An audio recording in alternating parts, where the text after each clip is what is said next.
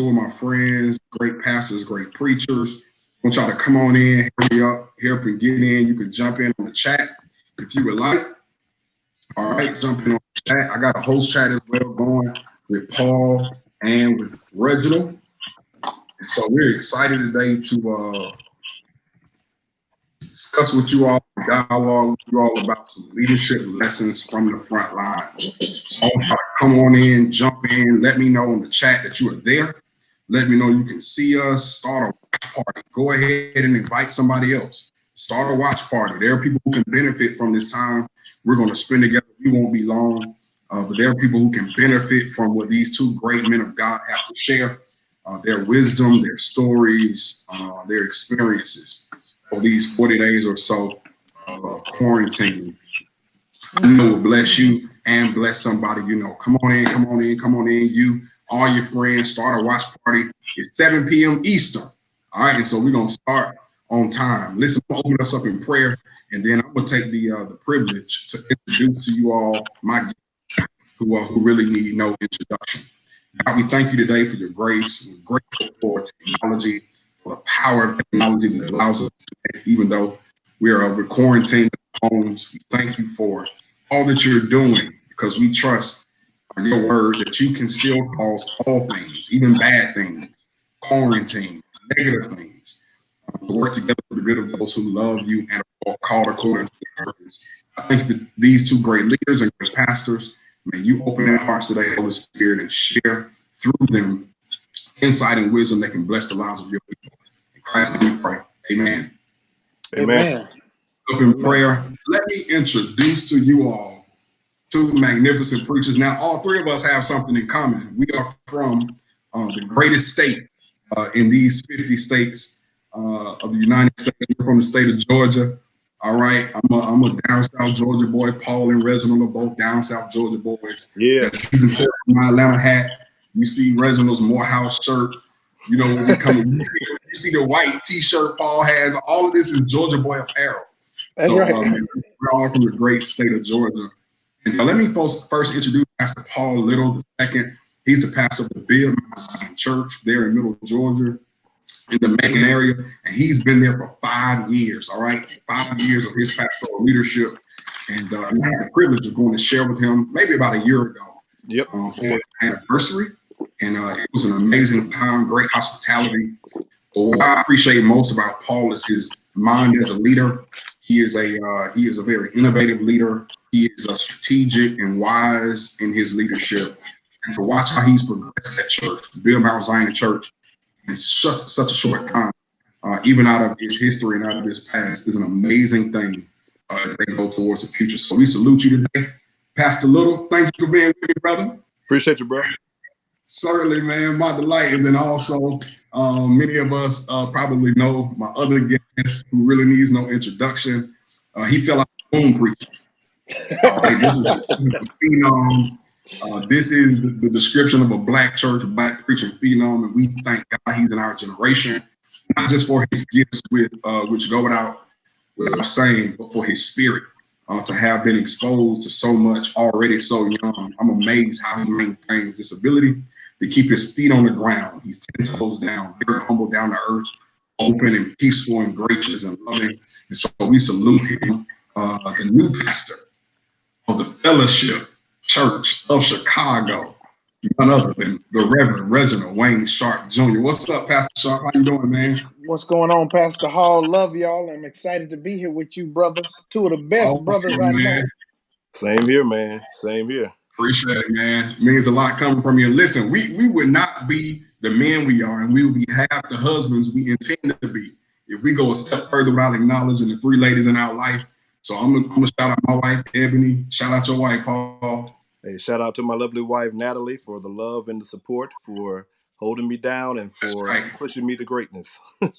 Listen here, dog. Right. You ain't got to set it up for the night right here. R&B vibe. I love it. And shout out to Bree, also known as Lady Bree, but she's Bree to me. There you go. That's right. That's your Bree. Yes, sir. Hey, right. Yeah. Hey man, I got some comments on the live feed. That Addison Kennedy is saying that we can't see you on the live feed. They see me and They Sharpe. can't see me. Yeah, They just see you and Sharpe. that's what Addison Okay. Kennedy just said. Let's see if we can fix that. All right. All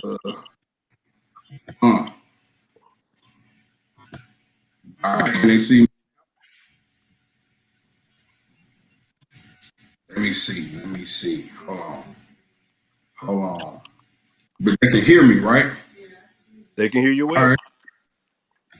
Man, I put on this nice peach t-shirt, this uncut hair, and my Atlanta Braves hat.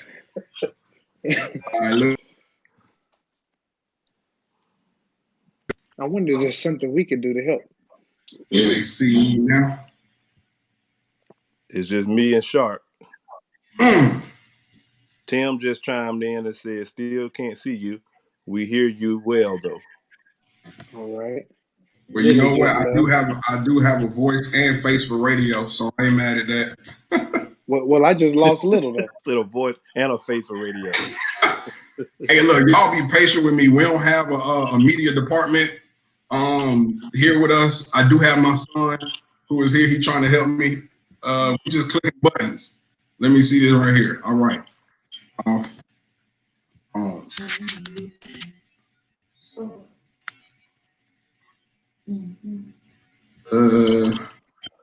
Let's see it again. Man, this is crazy.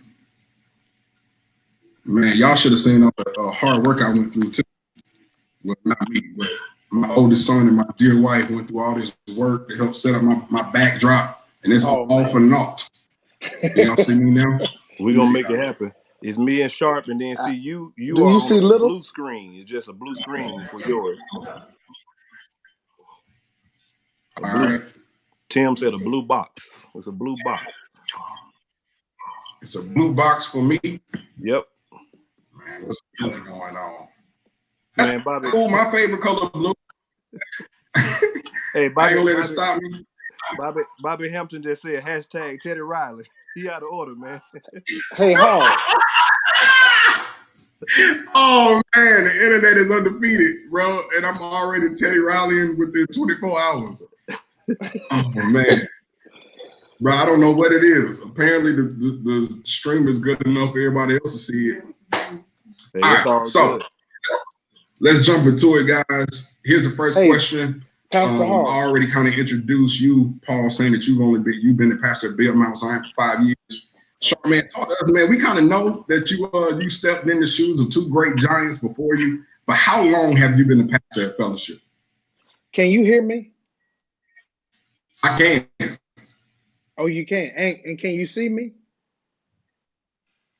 I can hear you and see you. Okay, God bless, because I can't see anybody, but long as y'all can see me, I'm good. So I came on board as the associate pastor, and I got here in Chicago March 2nd, Okay, Hall, we 2019. got a glitch. They're telling Pastor Hall. Jenkins and I connected in the summer of 2018. And it was, matter of fact, our first time meeting was July the 5th, 2018. And we began to just talk about some things that were on his heart. I honestly didn't see it coming, but it was a God connection. And so the church welcomed my wife in and I in as the associate pastor, and I served beside Pastor Jenkins from March to December. And then December 31st last year, I took on. Listen, somebody said, "Oh, I heard you taking over the ship." I said, "No, it's taking over me," and I've been leading since December 31st, 2019, and it's been a great ride. Full of all the ups and downs that go along with ministry, but it's been great. Man, that's awesome. So, man, how long into your pastorate did this whole quarantine and COVID thing kind of shake up the world? I was pastoring less than 90 days, and it Wow. all hit. So, Wow. I mean, March 15th, I had to make the decision to shut down church on March 13th, which was the Thursday night before the third Sunday of March. And so I had only been pastoring, 2 months and a couple weeks before all of this happened. Man, that's a lot. We want to unpack that. The fact that you've been pastoring less than 6 months, and Paul, you right at 5 years. is really the reason I wanted to share this space with you guys, because I respect the fact that as you sit in the first chair as a senior leader of the organization, even for a short tenure, that you got something that you can share with us from the wisdom you've gained from where we are. So before we really get deep into it, my next kind of preliminary question is there anything that you felt like you should have been doing before quarantine that for whatever reason you were too busy to get to, but since quarantine you've been able to get to it? You asking me? I'll start with you because I think he's gonna come back in here in a second. So I'm gonna start with you, Sharp. Oh, we resting. How about that? Yeah. I should have been resting a little bit more, and I've been able to catch up on some much needed rest. So when I became the pastor, they kept telling me full speed ahead. That was Reverend Clay Evans saying, one of his favorite sayings, full speed ahead. Well, I thought it was a saying. I didn't know it was a warning that they were describing for me the speed of the ministry. And when I tell you it is not a boat, it is a ship, and Okay. it does not stop. And so I've been able to catch up on rest, and we've been able to become more intentional about updating our database as a church family. That's awesome, man. So rest, updating that database, something that I'm sure you and the ship needed even prior to this, but somewhat of a silver lining in all this thing. Paul, can you share with us as well? Is there anything that you knew you probably should have been doing or wasn't quite able to get to that this quarantine has allowed you extra time to do? Yeah, so for me, rest is another thing that I would say, along with Sharp, just taking the time to slow down.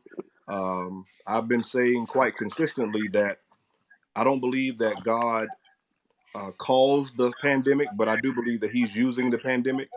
And for me Okay. personally, I needed the downtime. Last year, I went through a series of health issues. And so this time has been really refreshing for me. It's been a time of relaxation. It's been a time where I've been able to regroup and strategize, even from a ministerial standpoint. And so just really prioritizing rest and my health.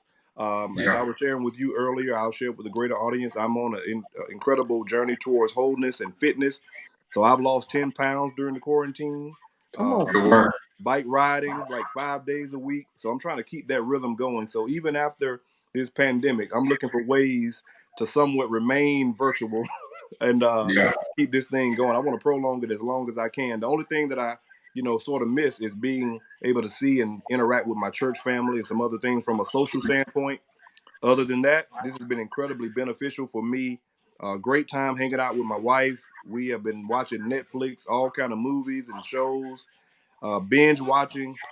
It's been fruitful for me. So That's I'm what's up. enjoying it. I'm enjoying it. I mean, we fresh revelation 5 minutes into the dialogue from both of you all is emphasizing the need for rest. I think that's a crucial lesson for all of our viewers to consider, particularly those of us who are in the millennial generation, 40 years old and younger, where we just presume because we're young, we can grind all the time, but there's this work rhythm, this work rest rhythm, I think, that God designs and desires for His people. So, and thank y'all for sharing that. I want to get a little deeper now into your decision-making process as a leader in the midst of this crisis. What difficult decisions did you have to make to help your organization pivot, and how did you make those decisions? We'll start with you, Paul. Well, for me, the most difficult decision was not physically meeting the decision to not physically meet. That was a major decision that many of us had to come to due to the regulations and due to the health concerns. Uh, so yeah, that's the major thing for us, man, is being able to make that shift from being a physically engaging church to being 100% virtual at this Yeah, moment. And so right now we're seeing ourselves as a 100% virtual church who will relaunch a digital campus later this year, who will relaunch a physical campus later this year. And so we're trying to embrace this virtual experience. And but that was a difficult decision, not physically meeting for worship. And so we're making the adjustments, but that has definitely weighed on me from a spiritual and an emotional standpoint, not physically being able to engage with the membership. Mm, wow. Mm. about you, Sharp? Man, it's been absolutely wild and crazy up here in Chicago. We were one of the first black churches to make the decision to shut down, and it was a very difficult decision.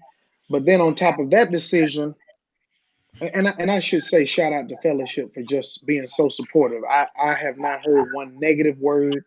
That my staff was concerned at first, rightfully so, because being from Chicago is different from being in Georgia.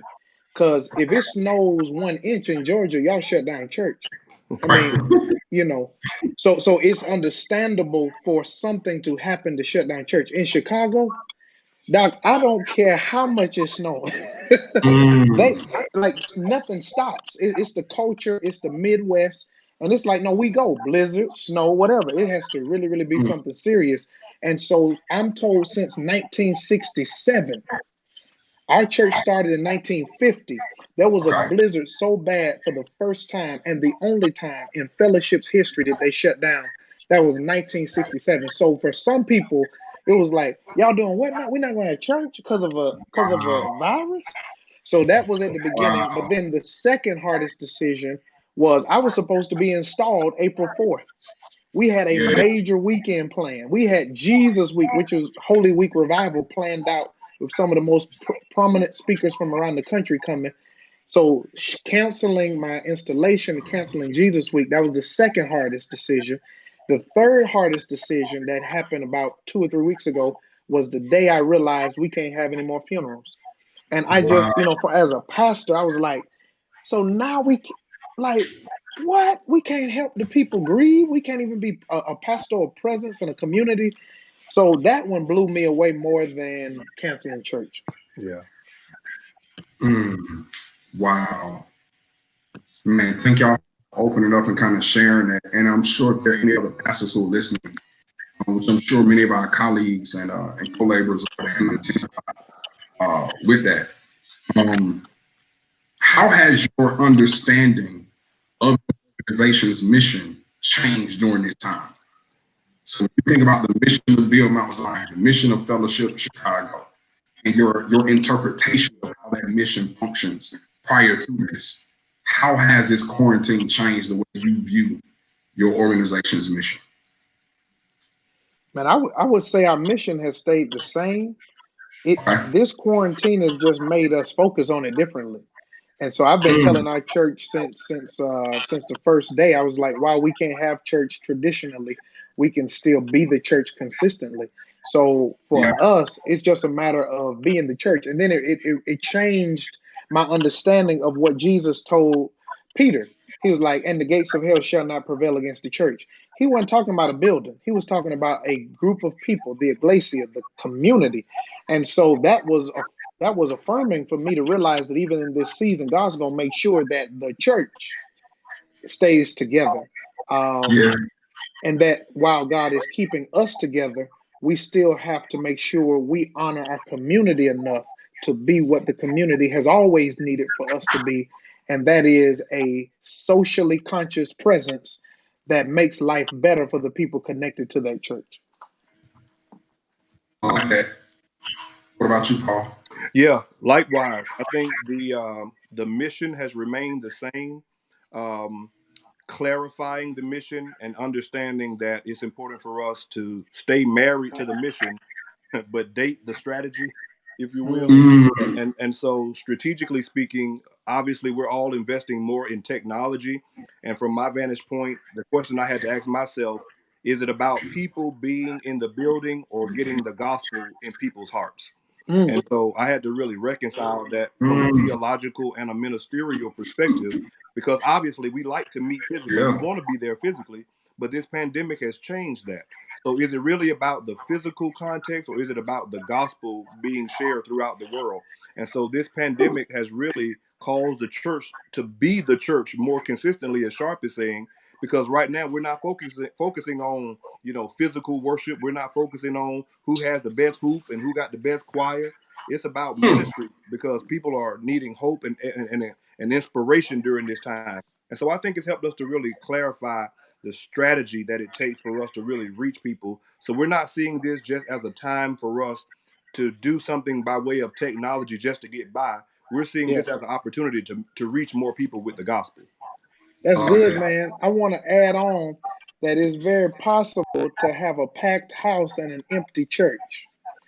So, so, so we Hold we up, are hold up, we are hold we up, are. hold up, hold up. See, hold up, hold up. See, this why we here, but you can't fly through that. Now we need you to bag up. I need you to Wow. rehash that. Give it to us just like you said it, and then just carry on slowly. Let us track with you. All I'm saying is, it's very possible to have a packed house and an empty church, and it's possible on the flip side to have an empty church and a packed house. And when I say packed house, I'm meaning people who are full of the Spirit, people Yes, who are sir. on fire with mission and purpose. And so our goal, and I was on the call with Pastor John Terrius Tate. He was like, nobody's walking up to pastors talking about, Doc, how many you see on Sunday? Everybody Mm. got the same answer. Nobody. You don't Nobody. No. see. It's not about that. It's not about that, and it never was about that. Right. Yeah. But because capitalism has crept into the church, we now base our success off of numerical metrics. Yeah. Uh-huh. And we wonder why, and I don't mean to go on. I'm just saying that God is doing some healing right now because we wonder why pastors are suicidal, depressed. It's because they are caught up, and we, not they, we are all caught up in this disease of comparison, which ultimately turns into competition. Yeah. And so now God has freed us from all of that, and all we can focus on is Mark, Luke, John, Revelation, Psalm, Proverbs, preach, and, Yeah. and do ministry. Yes, sir. Yes, sir. Man, that's awesome. So coming out of this, even when all of this is over, how will you as a leader never be the same? And how will the church you lead never be the same? Hmm. Jesus Christ. Sharp. You want me? I will never, ever, ever, ever ask anybody to shake their neighbor's hands while I'm preaching again. No, I'm just kidding. Wow. No, Okay. but seriously, I will be more conscious about, man, I'm that dude. Come on, put your arm around your neighbor, Shake shake them them, and rock them. rock them and So, shake them. I know I'm being a little, I'm joking a little bit, being lighthearted, but seriously, there's some things I will never, ever, ever take some of the things I've taken for granted again. And just simple stuff Mm, like being able to talk to people face to face, a hug, a handshake, being at the church. Folk, people even at my church were like, man, we used to talk about how packed the parking lot was and everybody's upset. One service got out late. They're like, we don't care nothing about that. Just let us in the building. Because it's an appreciation for stuff we've taken for granted.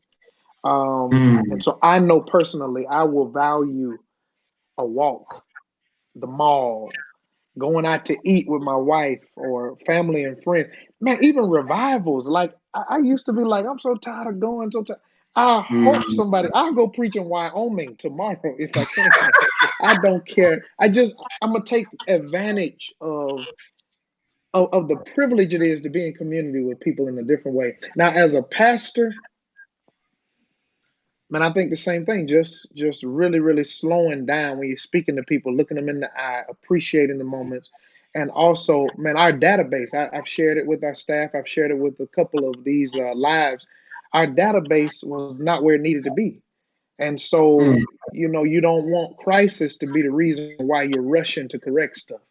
So, right. look at what are the ways we stay connected when all is well, so that if crisis comes, certain things are in place and we're not scrambling. So, the only thing that I could critique my church on is that our database seriously needed a serious update and we're behind on it. So, I'm going to make sure when we get back, like that won't be an issue.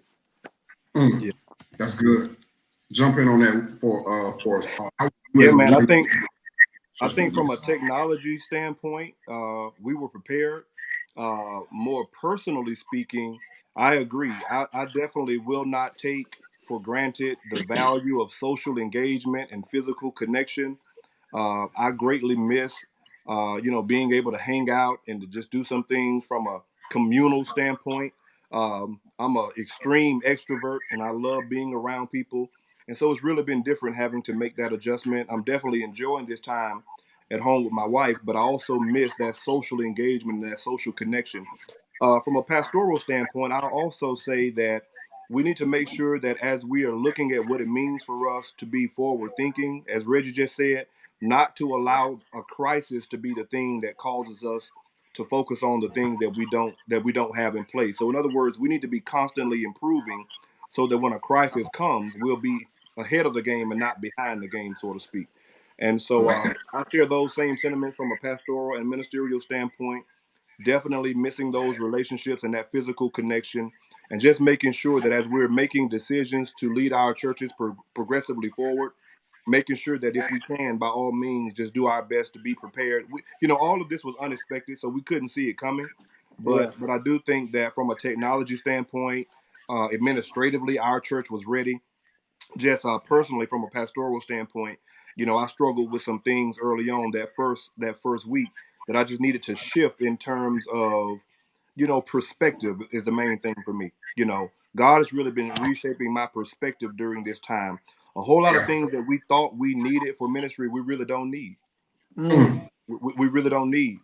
As Reggie said about the whole capitalism piece, we've made it about buildings and bodies and budgets. But really, man, when all of that is taken away, can we still consistently be the church? And so my perspective from a pastoral standpoint is really shifting and understanding that we got to get back to the core of what it means to really be the church. Mm. Man, that's great. That's Hmm. awesome. Can I say Go ahead, something too?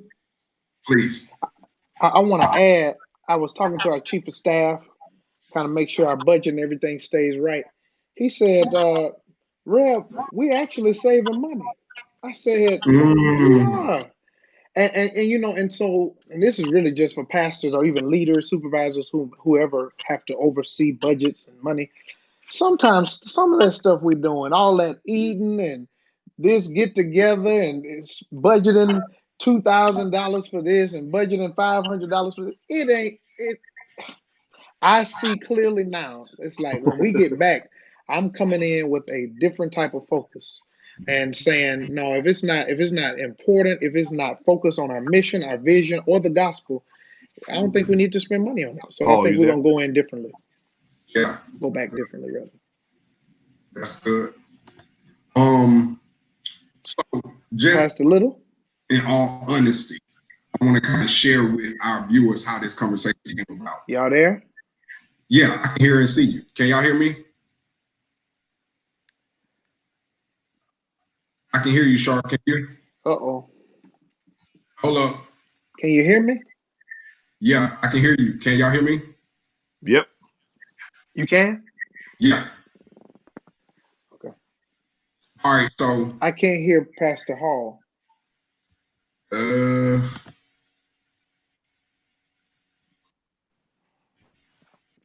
what about now?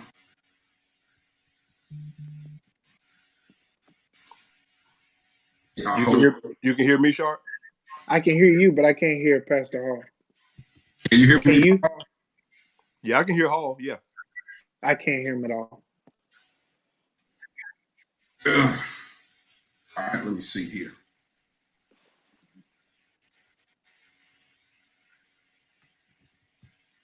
What about now? I can hear you. Still? Can you hear him, Sharp? Nope. All right, y'all. Viewers, hold tight. I got my doctorate in preaching. I didn't. Hey, Sharp. He said he got his doctorate in preaching, not technical support. I'm gonna log out and come back in. All Okay. right, cool. All right. While he's logging out and coming back, Paul, man, let's keep talking. So here's the reality. This whole conversation came about because I was just curious, right, to learn from some of my colleagues who sit in the first chair. So many Yeah. people understand, I'm a part of the Elizabeth Baptist Church. I'm a campus pastor there, meaning I don't sit in the first chair. So whatever major decisions have to be made pertaining to us are not made by me, but I'm always curious as to the perspective of somebody in the first chair. Because even as a subordinate leader, I'm preparing myself and have been, for some time to one day be a senior leader. And so the way this whole conversation came about is I'm like, okay, well, I'm gonna pick up my phone and I'm gonna call various friends to see who would just let me pick their brains, and the nerd in me, even while we're on the phone, and both of y'all can attest, I'm taking notes. Right. Because I don't even know if you was catching some of the stuff that y'all was both sharing with me. And I appreciate you so much for your transparency. So I said that to say this. There may be others who are watching who are not senior leaders like you are, who aspire to be, who want to prepare themselves to be. What advice would you give them from where you sit now compared to when you were an associate minister? What advice would you give them about how they can maximize where they are now?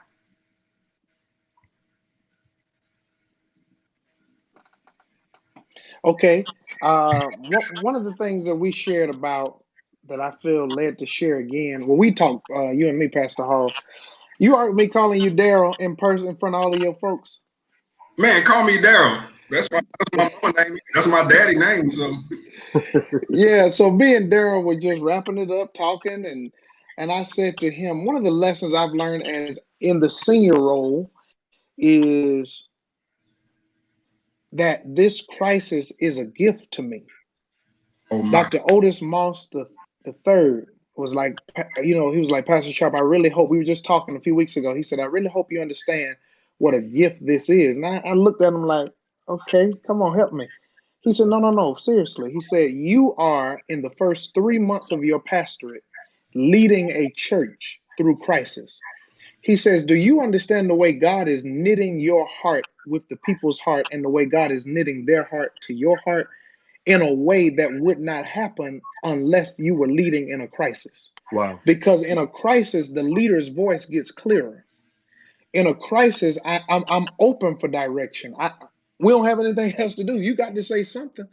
And so in this, I've learned to just accept it as a gift. Like, wow, God trusted me enough because I believe in God's sovereignty. Come on, I see you now. Hey. I figured it out. Thank you to my friend Jason Pierre Kane. He texting me over here trying to help a brother. Man, it's so good to see you with your peach shirt and your Atlanta hat. Didn't I tell you? I picked this out. Hey, appreciate everybody for your patience with us. But I got a preaching analogy for what just happened. Keep going though. We'll share. Okay. But no, I've looked at this as a gift. And then for all leaders to look at crisis, chaos as a gift. The world was formed out of chaos. And so we can't run from chaos. We can't run from an issue. We can't run from tension, because usually wherever chaos is brewing, cosmos is birthing. God is getting ready to pull a new world out of your stress, out of your pressure. So you got to be ready. Where chaos is brewing. I want people to catch this. Birthing. Yes. Yeah, new world, Doc. Yes. Something new, something fresh. When God said, let there be light, it was dark. So we're going to see something we've never seen before after this is all over. And I have had to welcome that. And then the second thing I share with you, Darrell, and I'll share now, is that I've had to really thank God for genuine friendships, brotherhoods, and sisters who I've been able to do ministry with. Because the higher you go, the lonelier it gets. So who do you call when you have thousands of people looking at you saying, all right, Pastor, so where are you going to look to? Who do you call? So I thank God for my mentors. I have a wisdom circle. Paul Little is in that circle. Pastor John Faison, Dr. Lynch, Pastor Charles Jenkins, so many others. I'm missing some names, but I'm just saying I don't make a major decision. Dr. Teresa Wright Brown, I don't make a major decision in my life without that wisdom circle, because they are a gift to me at this level where I can come to them with my anxieties, my fears, my questions. And after I leave them, I literally embody the proverb that says there's safety in a multitude of counselors. So God help arrogant preachers who think they can do it all by themselves. I don't care who you are. You can't do this by yourself. That's good stuff. Yeah. That was Paul, what you say to subordinate leaders, man, from as you sit in the seat of a senior leader. Yeah, before I make that give that reply, someone just hit us on the live and said if you could make yours public, Darrell, Okay. do you know how to make it public? Because right now we're saying that only your friends can view it. All right. Okay. Right Um, now. yeah, you know, I'm really over here mulling over this whole chaos piece. Um, because say it again, Sharp, where chaos is brewing, His, creation is birthing, yeah, Cosmos is birthing. cosmos is birthing.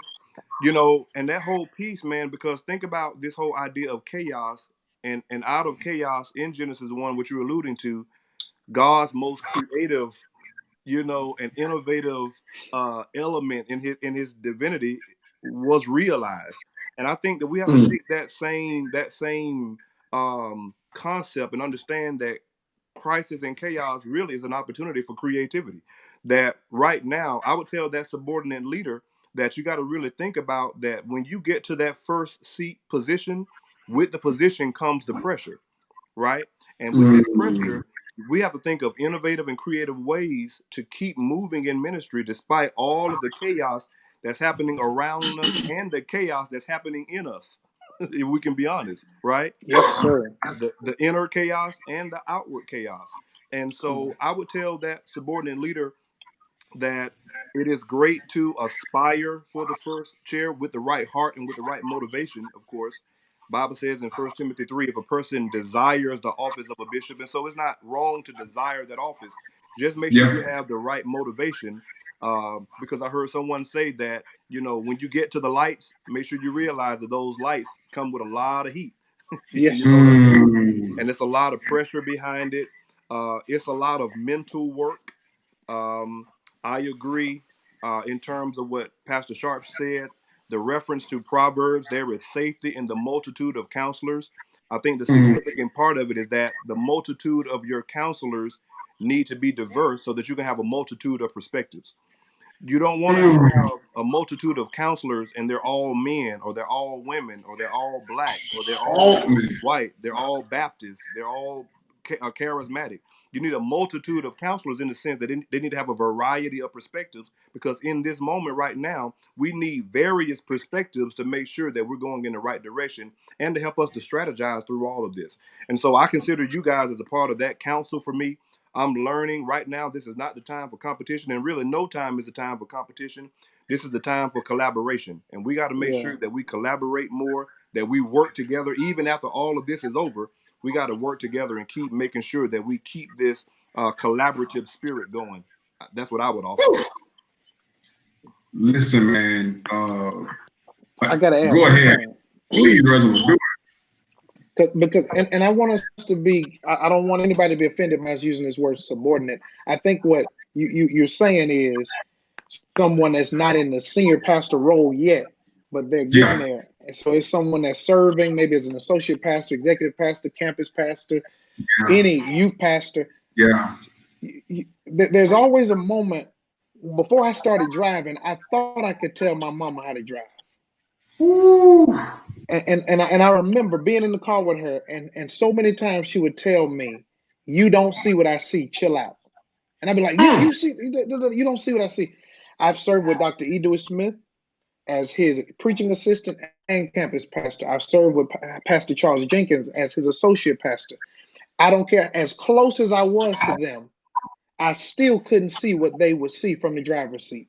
Yeah. mm. And so sometimes to those pastors serving beside the senior pastor, humility is key, because you cannot, as close as you are right there beside them, you don't see the street, you don't see the traffic, you don't see that oncoming car the same way they see it. So be humble enough to say, if I'm sitting in a meeting and something is said I don't agree with, it's okay. Take notes. And while you're there and you feeling all this and you think that you got it and you know what's better and you know the right way to do it, hold that in your heart, because there are lessons in what not to do and what to do when you get to that seat. And when you get to that seat, you're going to look back at those people and be like, all right, I should have been a lot more gracious, a lot more Yeah. gratuitous in my understanding and my kindness, because it's heavy. Yeah. Yeah. Can I say something about that too, Hall? Yeah. because because because because sometimes the passenger seat driver can be the biggest distraction.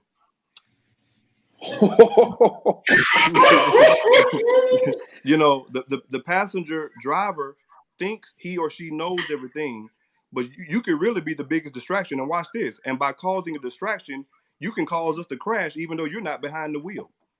And so I think it's very significant that when Sharp talks about this humility piece, how about leading well on the level that you're on?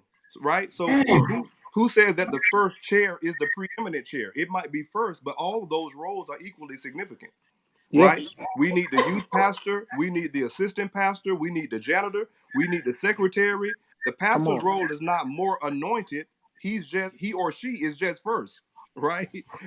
And so just because you're first don't mean that you're necessarily better. It just means that you are the senior leader. But I think that we got to make sure that when we're in those roles, standing beside the pastor, make sure that you don't become a distraction, because you could really cause the entire organization to crash just because you are antsy about what you think is right and you're not supporting the one who really has the wheel in his hands or her hands. Hmm. I mean, what's so astounding about you all are sharing is this wisdom is in the context of what other leaders would consider a short tenure. So Yeah, again, we're still in your first year. Paul, we're talking about 5 years in. yeah, We can hear this from pastors who've been pastoring 20, 30, 40 years, and it kind of could seem like it's going in one ear and out the other. But for young leaders, for leaders who are new in their tenures, to have already been baptized by fire such that this type of wisdom is coming out, I think is definitely something we should listen to. So you all mentioned this concept. I like this metaphor, Reginald, about riding the car with mom. She's in the driver's seat. Now that you have the benefit of having been in the back seat, passenger seat, and now driver's seat, as a leader, what do you want the people you're leading to most know from your heart? During this time in crises where decisions could be misconstrued, where your processing may not be known by everybody, people may be wondering, well, what is he doing? What is he thinking? What do you, Paul? What do you, Reginald, want the people in your car who are riding with you on your bus, so to speak? Who do you want? What do you want them to know most from your heart as a leader? First, I wanted to know I love them and I appreciate them because, as Paul said, man, we all in this together, and there are no, as my pastor would put it, there are no big eyes and little U's. Mm. So, be patient, be supportive, and bring some creativity to the table. Everybody can have a critique, but everybody doesn't have creativity or a Mm. suggestion. So if you're sitting there, you're thinking about something, hopefully you have a leader that you feel safe enough to have a conversation with, because some of our senior pastors are very, very arrogant. They're very, very difficult. They're not open. Some of them are the emperor with no clothes, and you got to act like you got to tell them that they look good while they're dressed and they don't. So hopefully there is a level of humility with the senior leadership enough that you can bring a suggestion, or you can say, hey, pastor, let's consider going on Zelle, or let's consider doing a Zoom Bible study, or hopefully bring some creativity, bring some suggestions, but also bring a whole lot of patience, because everything's not going to happen just because you had a good idea. Sometimes it takes time. God has to prepare that leader's heart, his or her heart, for what the idea is. And basically just don't be me. I'm a backseat driver. Don't be me in the back. I get on everybody's nerves. Okay. But let me get deep for a minute. What my friends didn't know about me while I was in the back, tell them, hey, that's a red light. Hey, did you see that car? What they don't know is I've dealt with trauma from accidents in the past that have made me be on the edge and mistrust your driving based off of trauma I haven't dealt with. So don't bring all that trauma, all that baggage, all that past church hurt from other ministries, other seasons to the table, and now you're making the driver, the pastor, currently pay a tax for something he or she didn't do to you. So Man, all of us need to do internal work to figure out, where is this trauma and this anxiety and this feeling like you so abandoned and you so unappreciated and It's something going on inside. Get a therapist. It's okay. Find a Yeah. therapist, find a friend, get a drink, some Sprite, Coca-Cola, and y'all go talk about that. And don't bring all that to what you do. Man, that's good. That's good. And I think that definitely speaks to people from a ministry standpoint, but from every other circle of life, whether it's a relationship, don't make a new relationship for the trauma that a past will cause. If you're moving jobs or what have you, don't make your new team or new boss pay for the trauma you've experienced in previous workplaces. Man, that's great. Paul, jump in, man. What do you want the people on your bus to most know from your heart now that you have moved from passenger seat to the driver's seat? That patience is premium, and that all of us as pastors are driving with some fuzzy windshields right now. In the language of Paul the Apostle in 1 Corinthians 13, we're all seeing through a glass darkly. Every day is something different. The pandemic is bringing about different things. And so I would agree with Sharpe, bring some creativity and some solutions, but also recognize that none of us really don't know what we're doing in this moment. We're all trusting God. We're all being prayerful. We're all keeping the faith. We all are, and I wouldn't say all, but many of us are dealing with anxieties and various things because this is a very difficult time for us, both personally and ministerially. I would Wow. also say that this I would encourage our people to understand that this crisis proves to us that change in church really ain't a big deal. Because right now ain't nobody talking about voting, ain't nobody talking about Pastor, we shouldn't have did that, Pastor, we shouldn't go online, Pastor, we shouldn't do this. Everybody's open right now. Everybody's flexible. Like when have you seen somebody at the church say, "No, we shouldn't be online right now. No, we shouldn't be doing this right now." So listen. So when we go back, I'm gonna tell the people, keep that same energy. Remain open. Remain flexible. You know what I mean? It's time for us to really, make sure that we're keeping the core of what it means to be the church. And I would just say we need patience, we need prayer, and we really need people to be flexible because again, we're all seeing through a glass darkly. We're shifting every single day. Some news could come out tomorrow that changes the decision that I made yesterday. And so the fact that our members are being so supportive and so encouraging means that people have that capacity, even when it's not a crisis. Sometimes people just choose to be difficult because they can. Yeah. But I would say be patient, be prayerful, and be flexible. Man, that's good. Man, Reginald, you bringing in this driver metaphor and just watching y'all riff on it is a blessing. Man, we appreciate so much that wisdom. It makes me think about a book I read earlier this year called Move Your Bus.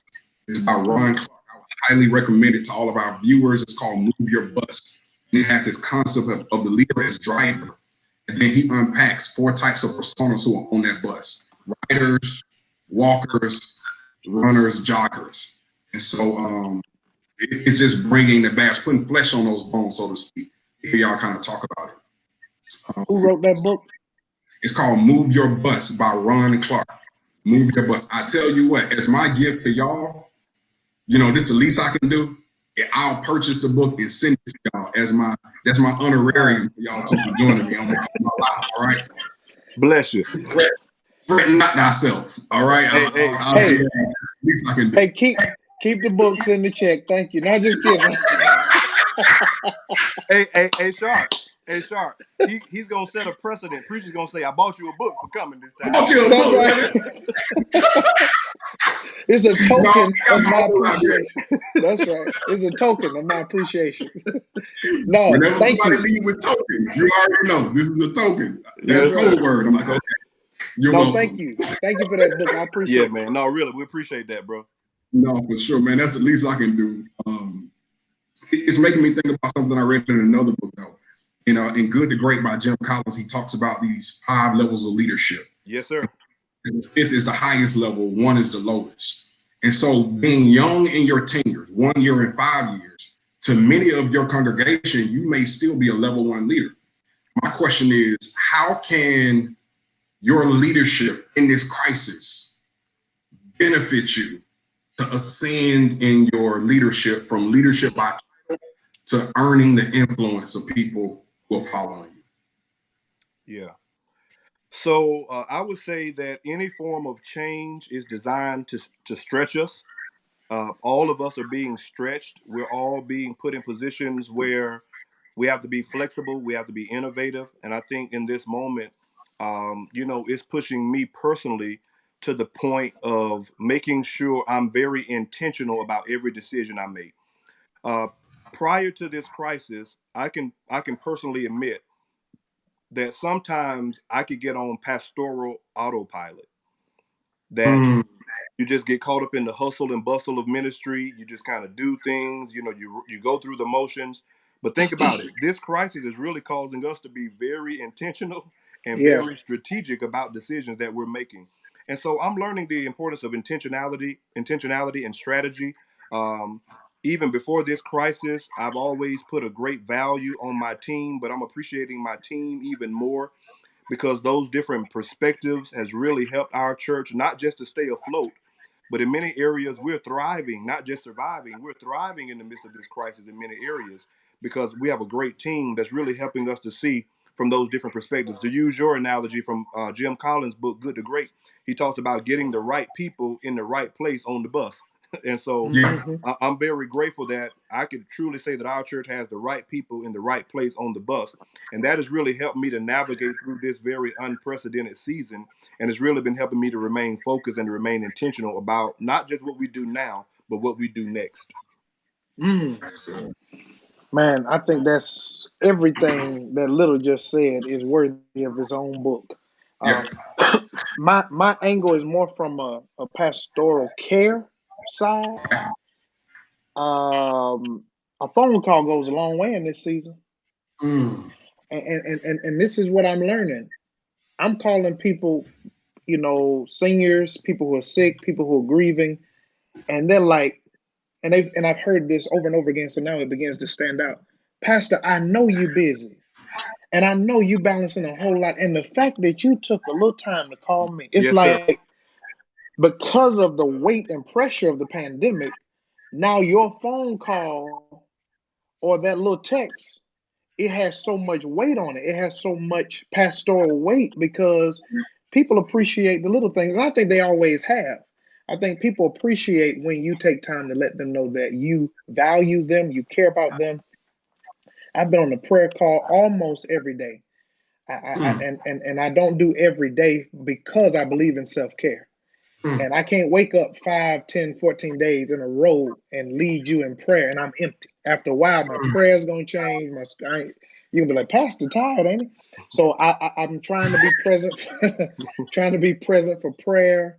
Those things weigh something, and I think that they move the metric up to a level 5 leader. And even it's interesting because John Maxwell does this piece on 5 levels of leadership too, and I recommend it to all leaders. And it kind of sounds like what Jim Collins was talking about, but there's some differences, I think. And it's on yeah. YouTube. Just type in John Maxwell 5 levels of leadership, and I Cool. and I think I see it increasing during this pandemic. Yeah. Can, That's can, awesome. Keep, can I say something about that piece too? Yeah, right before you do, I wanna acknowledge the balance. Yeah. I can sense the strategic approach to increasing influence from you, Paul, and I can sense the personal pastoral care approach, which to me are the right and left hand of an ambidextrous leader. Right, I have to be strategic and personable at the same time, and so for both of y'all to bring those perspectives in, I think kind of broadens our understanding. Go ahead, Paul. Man, that's so rich what you just said, and piggybacking on what Sharp said. There's a certain audience that's going to engage with us via social media. There's some audiences that's going to engage on YouTube. But man, to bring up what Sharp just said, that older crowd loves to hear you pick up that phone. And I pray Mm, that with all of the technology that we don't miss the simple action and the simple element of picking up that phone to say, I was just thinking about you. I pick a day every week. I pick about 2 days every week to make sure I do that. And you would not believe how much it makes people feel connected. Because think about it. What this crisis is really helping us to understand is one key word, it's engagement. Yeah. It's engagement. We got to engage people even beyond this crisis. We got to connect with people. We got to stay off of ministerial autopilot and just doing things just because everybody else is doing it or just because that's what we've always done. Highly intentional when it comes to pastoral care. When it comes to what we're preaching, I think many of us are more intentional. When it comes to our strategies, we're much more intentional. And so I agree, the pastoral piece is huge. And we got to make sure that we keep at the forefront of our thinking what it means for us to care for people's souls. That's really what it means for us to be pastors, right? Is to care for people's souls. And so we got to make sure that we care for our souls as well as we're caring for the souls of other people. So I just want to say kudos to both of you all for bringing that piece out, because I think the pastoral care part is very important during this time. Our people really need to hear from us. That's good. Listen, we are 4 minutes away from a good hour dialogue. So I got one question left for both of y'all. I hope in this question you can continue your transparency. Thank you so much for being transparent, translucent. You guys have just been such great presence here tonight for all of our viewers. Here's the last thing. From what this crisis has caused for you as a leader, what has been your most severe pain and what has been your greatest joy during this time? What has been the most severe pain and what has been the greatest joy during this time? That's too close to home, Doc. that you don't mind sharing. No, I'm just saying it's very real because we just lost a major member today. Wow. Reverend Clay Evans' baby daughter died this morning, and it was COVID-19 related. And man, so the greatest pain is that to know, there are special people who have been so sweet, so loving, so supportive, losing their lives to the fight. And then the other pain is having to talk people through. And let me just pause and say the Evans family have buried 4 members of their families in the last 5 months. So Reverend Evans passed, his wife passed March 18th, his niece passed, literally the Wednesday afterwards, and then now his daughter. So just keep the Evans family lifted. Shout out to them. They are special people. They have embraced Bree and I with so much love, and it's absolutely tragic. She was 56, I believe. It's absolutely terrible. So when you talk about pain, immediately my eyes started welling up like I'm feeling the pain. And then the second greatest pain is having to talk to family members who call me and they say, I had to drop my husband off. I haven't seen him in 3 weeks. And I can't go in there. And then I call to pray and the nurse tells me I can't take a phone in there because I don't want to bring any more germs. So I got to pray with the nurse outside the room, and then she tells me,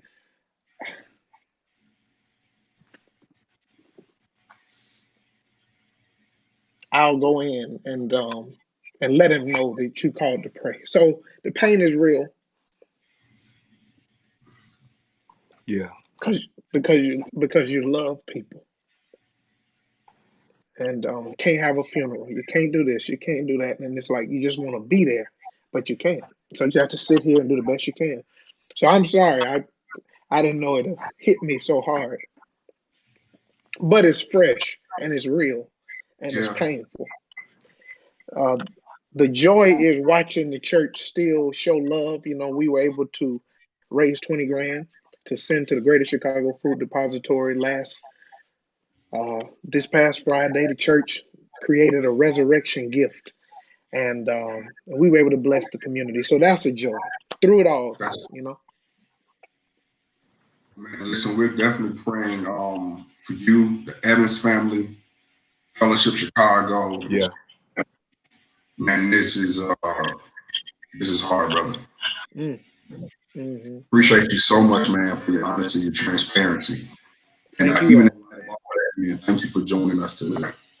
Oh man, you want to say, man, what is your greatest pain this time, what is your sweetest joy? Um, Honestly, I share the same sentiments. Having members who have lost loved ones is very painful.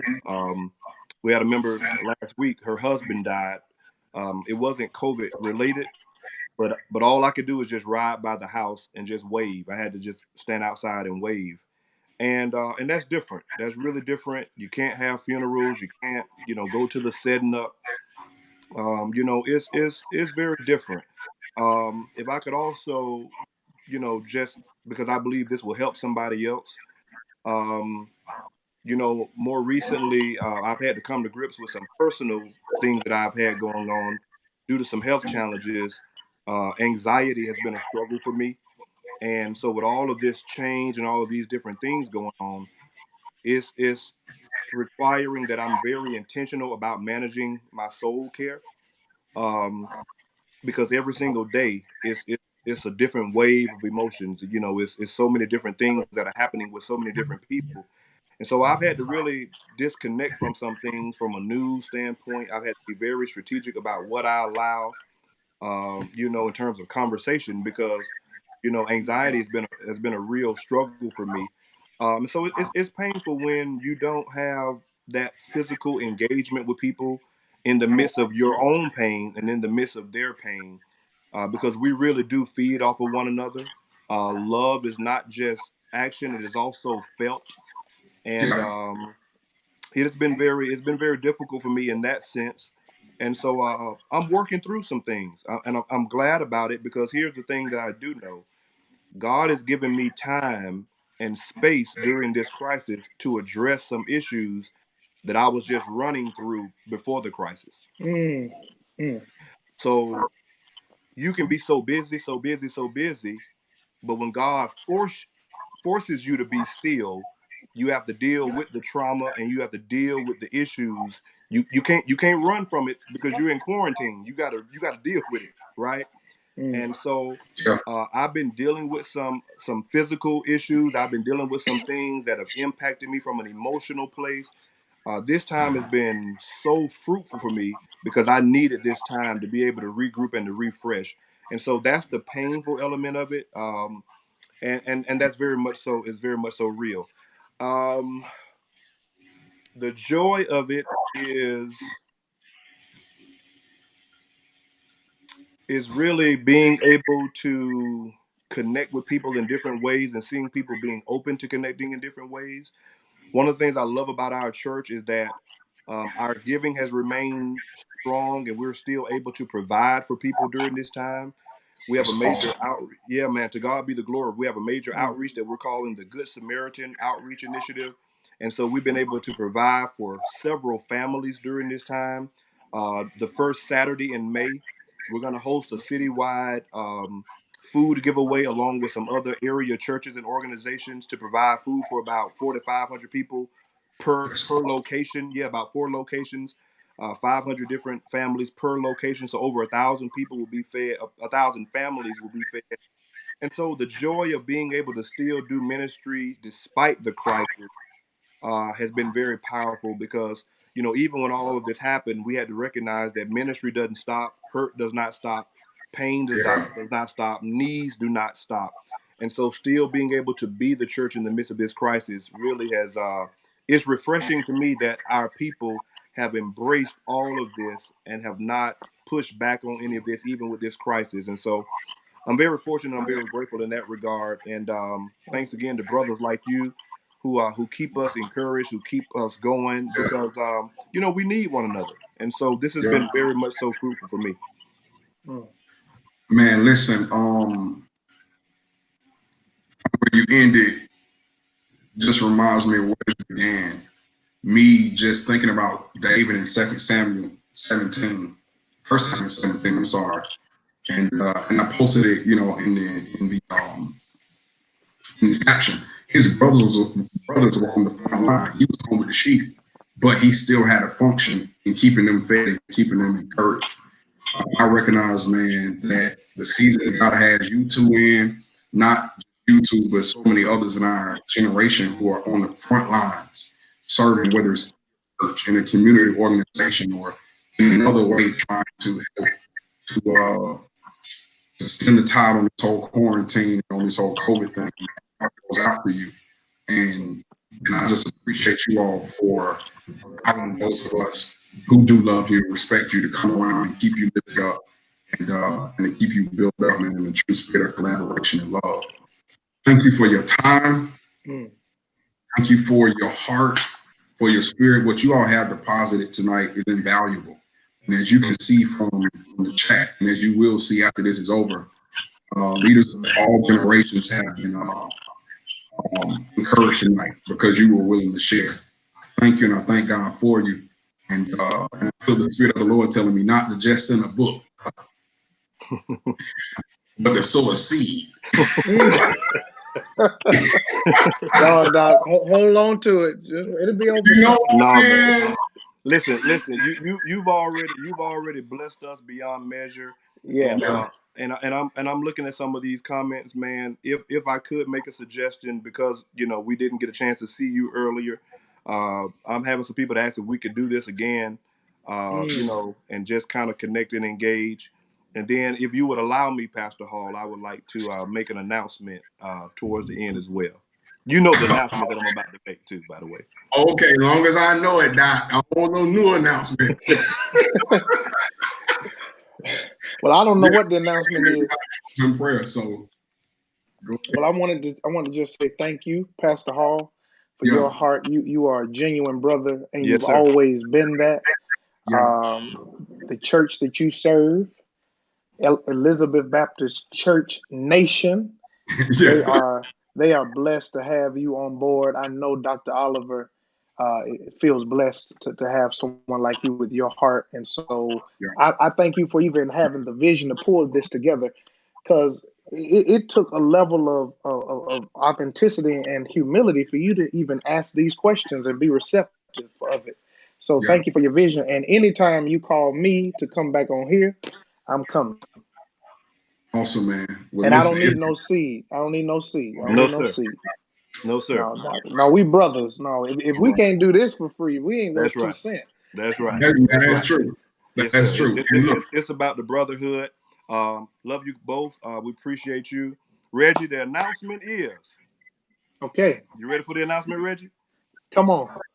Everybody who's watching this right now, this coming Sunday at BMZ, our guest preacher will be none other than Dr. Darrell. Come on. And I'm glad about it. Man, we're so amped up. Listen, I told the church this morning, I said, I got a guest coming. So I didn't even tell them yet. So several of our members are watching this right now. So I'm letting it out right now. Darrell's going to come and help us to continue our Joshua series. We're talking about the art of advancement. And so, Darrell, we're so excited, man. We're elated that you consented to be able to come and to share with us. And, man, you are a great voice. Both of you are great voices, not just for our generation, but just beyond our generation. I think the world of both of you guys, not just from a ministerial standpoint, but from a personal standpoint, man. I love you both. Yeah. Love y'all too. Love you, man. I'm submitting my sermon video. I'm going to have on my high priest turban. Hey, Hall, are you going to grab your ear and squall on the... Listen, man, you got to wear a robe, man. You got to wear a collar. Wear a collar Sunday. Man, you know what? I might do that. Now I'm gonna have on some shorts and flip flops under the camera. But listen, let's close in prayer, and we're gonna be praying for you all, the churches you lead. I'm gonna pray for my senior pastor, for the church I serve, and as well for those who are watching, those who are streaming. We're gonna lift you up in prayer. Let's close, fellas. God, we honor you tonight. We're amazed. Because you have outdone yourself again. You've blessed our hearts. You have proven that collaboration truly is a beautiful thing. And even if an idea starts in the mind of one, it's not truly what you meant it to be until all lean in and pour our full self into it. And so I thank you for my brother Paul, for my brother Reginald, for their openness tonight, God, we pray for them as young leaders, leaders who are young in their tenure, that you will uphold them, strengthen them, be with them during this time. God, we pray for their pains, the ones that they have freely revealed tonight, and others that they only reveal to you and to their wives. I pray, God, for the pains of their hearts, that you would even through that continue to work them into the image of Christ and develop them into the men and leaders you call them to be. I thank you for the joys in their life, which bring some sweetness with the bitterness. And I thank you for the grace that they taste from you on a day-to-day basis. God, we lift up the Fellowship Chicago Church. We pray for this family during this time. We honor the legacy and memory of Reverend Clay Evans. We thank you that the work he has done met him in eternity and still speaks well of him here in time. And we pray for the whole family. They mourn during this time the loss of a patriarch, matriarch, and their daughter today. And that great church before you. We pray for Lady Bree. We pray for Pastor Sharpe, that you will continue to anoint them and use them in the city of Chicago. And the same, oh God, for Paul and for Nat. We thank you for them. God, I pray for all the things he revealed tonight, God, that you continue to minister peace to his heart. We pray, God, for his fitness goal to be met and exceeded. We pray for his team around him to continue to support him and keep their hearts encouraged. Bless the Build Mount Zion family. May all of Middle Georgia to the ends of the earth be blessed through his leadership and through that congregation. We pray for our nation and our leaders, the world, all who are impacted by COVID-19, for those who've lost family members due to COVID-19, for small businesses that are struggling, for churches that are struggling, for people who are unemployed and who lost their job behind this. We pray for bivocational pastors who are living in two worlds at once and trying to keep it all together at the same time. God, we honor you tonight. We thank you for this time. May your name be glorified. May these your people be edified. In Christ's name, amen. Amen. Amen. Amen. Amen. Amen. Man. Have a good Thank night. you. Y'all too, man. Love you, bro. Love Love y'all. you too, man. Peace. Bye, everybody. Thank y'all. Where's the after party? ESPN for this Chicago Bulls documentary. Oh yeah, That's yeah, yeah, right. yeah, yeah, That's yeah. right. That's right.